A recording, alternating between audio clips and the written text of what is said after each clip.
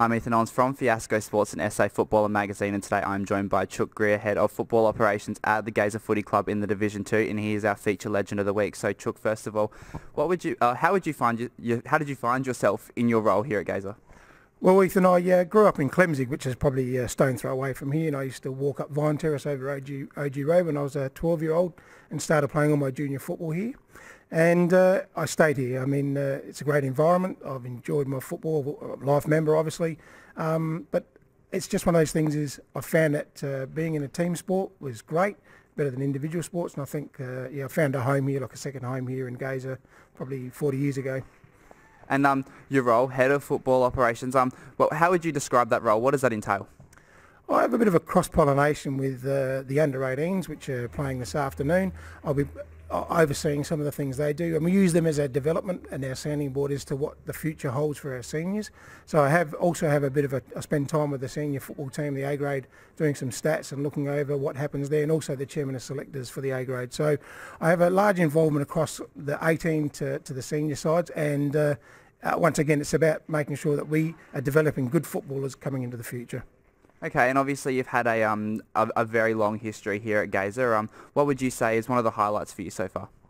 Probably the highlights would be the premierships. I was fortunate to play in a winning grand final in 1990 with our Division 2 reserve team. Then I was injured and I probably didn't play a lot of footy after that. But another highlight was 2 years ago when my son played in a under-18 grand final win. We beat Broadview by 20 points. There's some of the highlights because you're actually seeing kids that you play with their fathers, now they're playing under-18 footy and they're actually starting to win premierships, and being part of that was a good feeling. Absolutely. And what would you say is the biggest change that you've noticed throughout the club in all of this time? Yeah, look, I think the club's had to and has got more professional. I mean, you've got more professional people, business people running the club.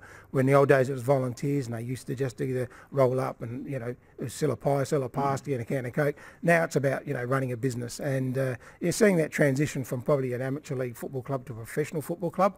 Whilst you're still amateur league, it's still very professional in the way the businesses run, or the clubs run, and also the way they treat the footballers as such.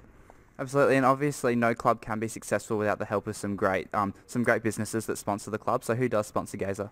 We've got some really great sponsors. Obviously, one of the biggest ones is Castle Motors. They sponsor the senior side, the club, and also the under-18s. Also have Denron Metal, West End, a lot of small sponsors like Villies, and without their support, mate, we wouldn't have a football club, because the cash they injected into the football club certainly helps and goes a long way. Sounds like a great culture here at Gaza. Thanks, Chook. I'm Ethan Ons from Fiasco Sports and SA Footballer Magazine, and today I was joined by Chook Greer, Head of Football Operations at the Gaza Footy Club in Division 2, and he was our feature legend of the week.